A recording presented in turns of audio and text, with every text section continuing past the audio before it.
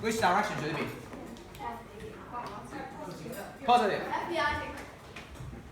There could be different ways to figure out.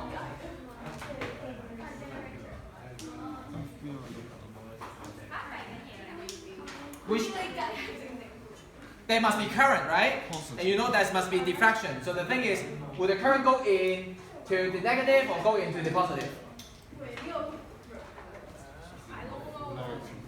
Negative. What do you think?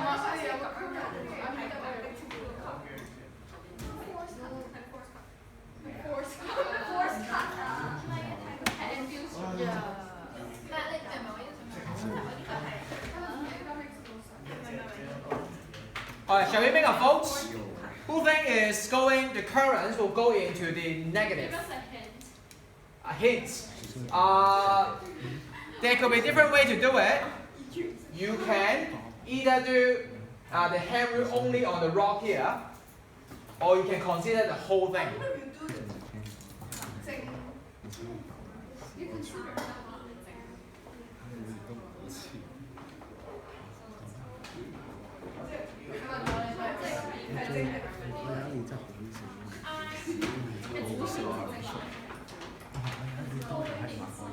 Going positive. Okay, let's make a vote first. Okay, choose a side. Just guess.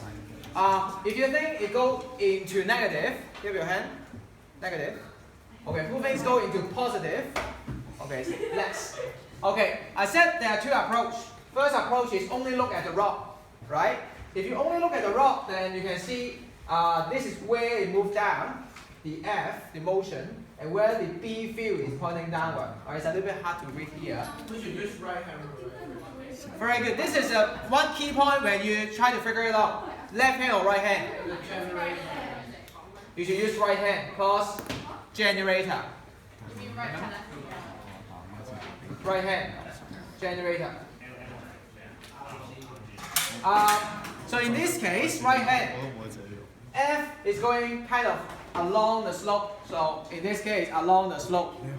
Alright? And B is going down like this. So you can see my middle finger, right? Can you see my middle finger? So, generator. So in this case, if I call this side A and B, let me do it again. FBI, downward, roll downward, and B is pointing like this. The current should flow from where to where? It won't.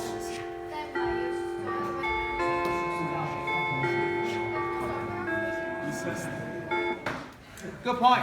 It won't be right angle over here, but if you try to do this, you'll find out it should flow from A to B.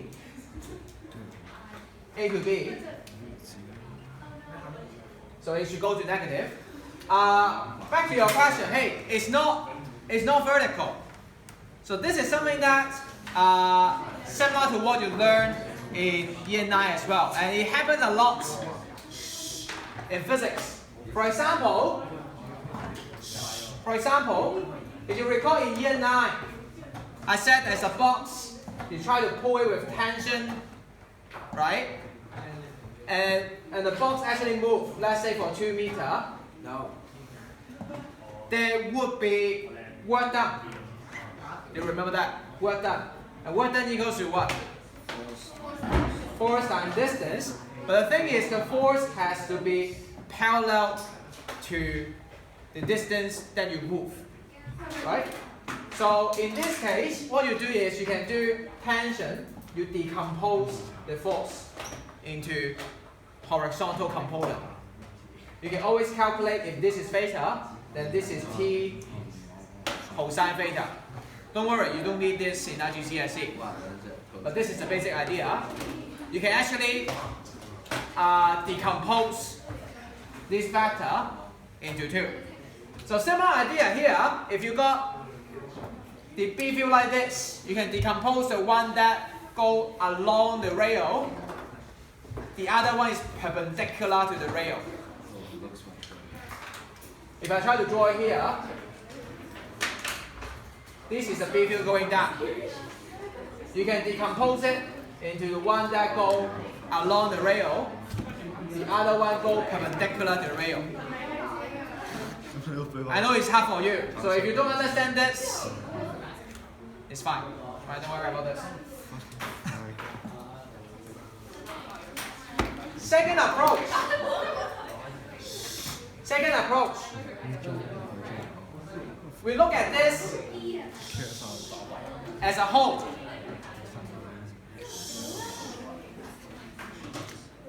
How? Think about this. Listen. This was the circuit, right? This area. And now, if this roll down, the circuit becomes like this. It's a bigger circle or bigger loop, you can see. So if you remember, the B field is going downward, and now you cover a bigger area, right? You cover a bigger area. So in this case, according to Lenz's law now, if you receive more and more B field that go down, what do you want to do? You want to oppose it. So these circuits, this loop will try to make a B field that go up instead. B field go up. So if you use B field go up, use this hand, you grip like this. So that's why it is how it will flow. It's the same. Yeah, it's the same idea at the end. It's the same answer using this approach.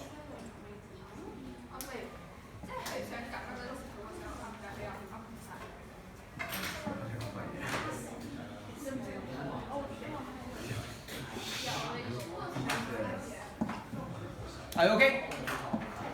Okay, so let's take a break here.